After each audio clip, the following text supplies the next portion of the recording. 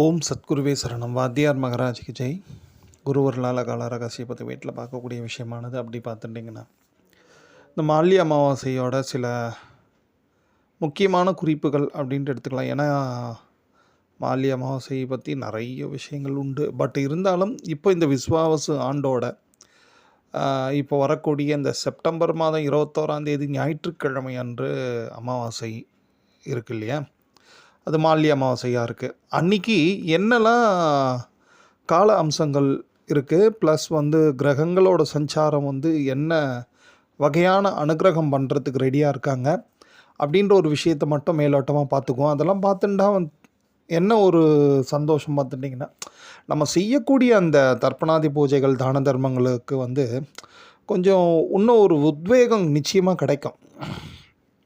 இந்த மால்யபட்சம் அப்படின்ட்டு பார்த்துட்டிங்கன்னா யாருக்குமே சொல்ல வேண்டாம், தர்ப்பணம் பண்ணுங்க அப்படின்ட்டு எல்லாருமே கிளம்பி போய் ஏதேனும் கோயில் குளக்கரை அங்கே இருக்கக்கூடிய ஒரு வாத்தியாரை வச்சுட்டு எப்படியாவது தர்ப்பணம் பண்ணிடுவாங்க. ஏன்னா அந்த ஒரு நாளாவது பண்ணிடணும் அப்படின்ற ஒரு கடமை இப்போது மோஸ்ட்லி எல்லாருக்குமே தெரியுது. ஒரு சிலர் தான் இன்னமும் நாங்கள் வருஷத்துக்கு ஒரு வாட்டி திதி கொடுக்குறோம் அதனால் அப்படின்னு சொல்லிட்டு ஸ்கிப் பண்ணுவாங்க. பட் ஆனால் மால்யன்ற ஒரு விஷயம் வருடத்தில் ஒரு வாட்டி தான் வரக்கூடிய ஒரு அபூர்வமான ஒரு விஷயம். அது கிட்டத்தட்ட நம்மளோட முன்னோர்களோட ஆசி திரண்டு வரக்கூடிய ஒரு அற்புதமான நாள். நீங்கள் திதி கொடுத்தா கூட, எவ்ரி இயர் அவங்கவுங்க பெரியவங்களுக்கு திதி கொடுத்தா கூட, இந்த மால்யமானது நீங்கள் என்ன திதி கொடுக்குறீங்களோ அதன்படி இரட்டிப்பான பலன்களை தரோம் அப்படின்ற ஒரு விஷயத்தையும் எப்பயும் நம்ம மனசில் வச்சுக்கணும். அதனால் மால்யம் கொடுத்துட்டு திதி கொடுக்காமல் இருக்கலாமா அப்படின்ட்டுலாம் யோசிக்காதீங்க. திதி கொடுக்கறது நிச்சயமாக செய்யுங்க. பட் அதுலேயும் கூடுதலான ஒரு பலன்கள் இந்த மால்ய அமாவாசைக்கு நிச்சயமாக உண்டு.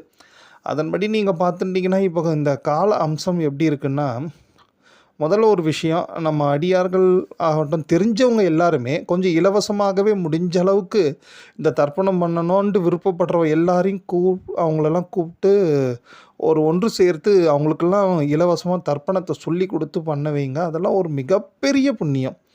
உங்கள் முன்னோர்களோட ஆசையோட அவங்களோட முன்னோர்களோட ஆசையும் உங்களுக்கு கிடைக்கும். அதனால் கூடுமான வரைக்கும் அந்த மாதிரியான ஒரு சச்சங்கமான ஒரு விஷயத்தை செய்வதற்கு முயற்சி பண்ணுங்கள். ப்ளஸ் இப்போ நாம் என்ன பார்த்துட்டிங்கன்னா, இந்த அமாவாசை எப்படி இருக்குன்னா திதியோக அமாவாசை, அதாவது சூரிய சந்திர ஐக்கிய அமாவாசை இல்லை. இது சூரிய சந்திர ஐக்கிய அமாவாசை மீன்ஸ் சூரிய சந்திரர்கள் ஒரே வீட்டில் சேரும் பொழுது தான் ஒரு அமாவாசை பலமான அமாவாசையாக கிட்டத்தட்ட இருக்கும். பட் ஆனாலும் திதியோக அமாவாசைன்ட்டு சொல்லக்கூடியது பார்த்துட்டிங்கன்னா திதி வைஸ் அமாவாசை எடுத்து. பட் ஆனால் சூரிய சந்திரர்கள் வெவ்வேறு வீட்டில் இருக்காங்க. சிம்மத்துலேயும் கன்னியிலையும் இருக்கிறாங்க. சந்திர பகவான் சிம்மத்துலேயும் சூரிய பகவான் கன்னியில் இருக்கார். பட் இருந்தாலும் அவங்க சந்திர பகவான் மாலையில் ஒரு 3:30 மணிக்கு மேலே தான் உங்களுக்கு கன்னிக்கு பயிற்சி ஆவார். அப்போ தான் சூரிய சந்திரர்கள் ஐக்கியமாவாங்க. அதுவும் மகா விசேஷமான நேரம். அந்த நேரத்துலேயும் நீங்கள் தீர்த்த நீராடலாம் எங்கேயாவது பண்ணலாம். ஒரு 4:30 மணிக்குள்ளே புண்ணிய தீர்த்த நீராடல் எப்பயுமே பண்ணலாம், ஒன்றும் தப்பு கிடையாது. அது ரொம்ப விசேஷமான பலன்கள். பட் ஆனால் காலையில் வரைக்கும் நீங்கள் பார்த்துட்டிங்கன்னா இந்த சூரிய சந்திரர்கள் வெவ்வேறு வீட்டில் இருக்கிறதுனால இதுக்கு பேர் திதியோக அமாவாசை அப்படின்ட்டு வாத்தியார் இதை குறிப்பிட்டு சொல்லுவாங்க. சரி, அப்போது இந்த திதியோக அமாவாசையில் சந்திரன் எப்படி பயிற்சி ஆகிறதுக்கு முன்னாடி அவர் சந்திரனோட விஷயம் என்ன, சந்திரனோட அந்த எந்த நட்சத்திரத்தில் அவர் ட்ராவல் பண்ணிட்டு இருக்கார் அப்படி பார்த்துட்டிங்கன்னா, ஃபஸ்ட்டு பார்த்திங்கன்னா இந்த பூரம் 4ஆம் பாதத்தில் இருப்பார் காலையில் நீங்கள் பார்த்துட்டிங்கன்னா. அதுக்கப்புறம் நீங்கள் பார்த்துட்டிங்கன்னா, ஏன்னா காலையில் இந்த ஞாயிற்றுக்கிழமை 9-9:30 வரைக்குமே பூரம்தான் இருக்கும் திருநட்சத்திரம். அதுக்கப்புறம் தான் உங்களுக்கு உத்திரமே வரும். பட் ஆனால் இந்த சந்திர பகவான் பூரம் 4ஆம் பாதத்தில் காலையில் அமாவாசையில் உங்களுக்கு இருப்பார். அதுக்கப்புறம் உத்திரம் வரச்சே கூட நீங்கள் பார்த்துட்டிங்கன்னா அந்த 1ஆம் பாதம் வரைக்கும் ட்ராவல் கிட்டத்தட்ட மதியம் வரைக்கும் ஒரு உத்திரத்திலேயே தான் இருக்கிறார். அந்த உத்திரம் 1ஆம் பாதம் அதாவது சிம்மத்திலேயே தான் இருப்பார் வச்சிங்களேன். சரி, இந்த பூரம் 4ஆம் பாதம் அண்டு உத்திரம் 1ஆம் பாதம் இது ரெண்டுமே என்ன வகையான ஒரு பெரிய அனுக்கிரகம் அப்படின்ட்டு நீங்கள் பார்த்துட்டிங்கன்னா, இது ரெண்டுமே புஷ்கர நவாம்ச பாதங்கள் அப்படின்ட்டு சொல்லுவாங்க ஜோதிடத்தில்.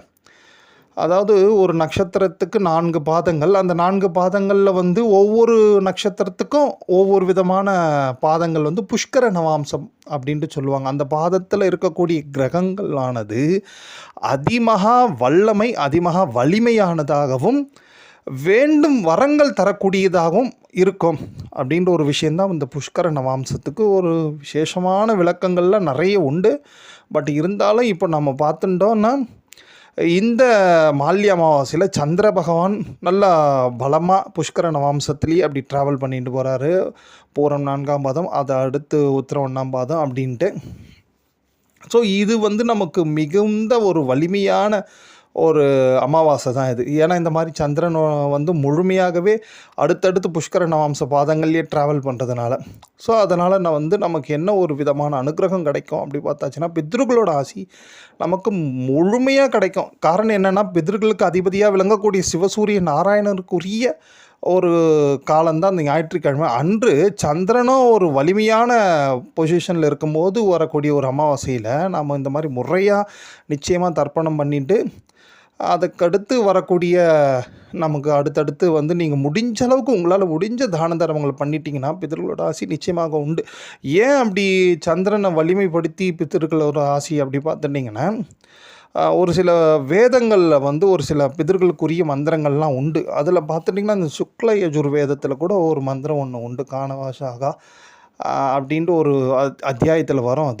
அதில் பார்த்துட்டிங்கன்னா சோமோ அமிர்தத்வ கம்யாது அப்படின்ட்டு அது முடியும். அதாவது சோமாமிர்தம் பிதர்களுக்கு கிடைக்கக்கூடிய ஒரு வேலை தான் இந்த அமாவாசை. சூரிய சந்திரர்களோட பரிபூர்ண அந்த அமிர்த சக்தி நம்ம பிதர்களுக்கு கிடைக்கும் அப்படின்ட்டு தான் இந்த எவ்ரி அமாவாசைக்குமே நம்ம தர்ப்பணம்ன்ற ஒரு விஷயத்தை பண்ணுறோம். ப்ளஸ் அதில் கூடுதலாக இந்த மால்யம் போன்ற காலங்களில் ரொம்ப விசேஷமாக அவங்களுக்கு ரொம்ப சீக்கிரமாக அந்த அமிர்தம் கிடைக்கும் பிதர்களுக்கு. அதனால் அவங்க ஒரு உன்னதமான நிலை அடைகிறாங்க. உன்னதமான நிலை அடைவதனால நம்ம இங்கே படாத பாடுபட்டு இருக்கிறோம் அப்படின்ட்டு நினைக்கிறவங்களுக்கெல்லாம் நிச்சயமாக நல்ல ஒரு விடிவு உண்டுங்க. நிச்சயமாக விடிவு உண்டு. ஏன்னா நம்ம இந்த வாழ்க்கையில் ஏதேனும் ஒன்று மாற்றி ஒன்று ஒரு துன்பம், துயரம், இல்லைன்னா ஏதாவது ஒரு கவலையை வச்சுட்டு வாழ்ந்துகிட்டே இருக்கிறோன்னா அதுக்கு கண்டிப்பாக வாத்தியார் என்ன ஒரு விஷயத்தை கொடுக்குறாருன்னா, நம்மளோட கர்மா தான் ஃபஸ்ட்டு. பட் ஆனால் இன்னொரு விளக்கத்தையும் வாத்தியார் எப்பொழுதுமே சொல்லிகிட்டே இருப்பார். நம்மளோட முன்னோர்கள் எங்கேயோ மேலே ஸ்ட்ரகிள்டு, அதாவது ஒரு அடுத்த ஒரு உத்தமமான நிலை அடைய முடியாமல் ஆவி நிலையிலையோ எங்கேயோ தடுமாறிண்டு இருக்காங்க. அவங்க அங்கே படக்கூடிய அந்த வேதனையும் அவஸ்தையும் தான் நம்மளும் இங்கே அதை ஃபீல் பண்ணிகிட்டே இருப்போம். ஏன்னா அந்த ஜெனட்டிக் தானே நம்ம உடம்புல இருக்குது, அந்த உயிர் சக்தி. ஸோ அதை தான் நீங்கள் இங்கே கவலையாக வேதனையாக உணர்றீங்க. அப்போ உங்கள் முன்னோர்களை நீங்கள் எப்படியேனும் திருப்தி பண்ணிட்டீங்கோ, அவங்களுக்கு அடுத்த லெவலுக்கு போகிற அளவுக்கு நீங்கள் ஏதாவது இங்கே தான தர்மங்களும் இந்த தர்ப்பணாதி பூஜைகளும் முறையாக ஸ்ரத்தையாக பண்ணிட்டீங்கன்னா அவங்க செட்டில்டுன்னா நம்மளும் இங்கே எந்த கவலையும் இல்லாமல் இருக்கலாம் அப்படின்ற ஒரு விஷயத்தை அடிக்கடி குறிப்பிடுவார். அதனால தான் இந்த பித்ரு காரியத்துக்கு இவ்வளோ இம்பார்ட்டன்ட் பண்ணுறோம். ஏன்னா ரொம்ப எளிமையானது, ப்ளஸ் வலிமையான அனுகிரகம் உடையது. இதை நாம் அதுவும் அந்த குறிப்பிட்ட காலங்கள்லேயே நம்ம பண்ணாமல் தவிர்த்துட்டோம் அப்படின்னாச்சுன்னா பலவிதமான அனுகிரகங்களை நம்ம உதாசீனப்படுத்திட்டோம் அப்படின்ற ஒரு நிலைமை வந்துடும். ஸோ அதனால தான் இந்த அற்புதமான காலம் சந்திரனோட புஷ்கர நவாம்சத்தில் ஏற்படக்கூடிய ஒரு அற்புதமான இந்த மால்ய அமாவாசையை எல்லாருமே நிச்சயமாக பயன்படுத்திங்க. ஓம்.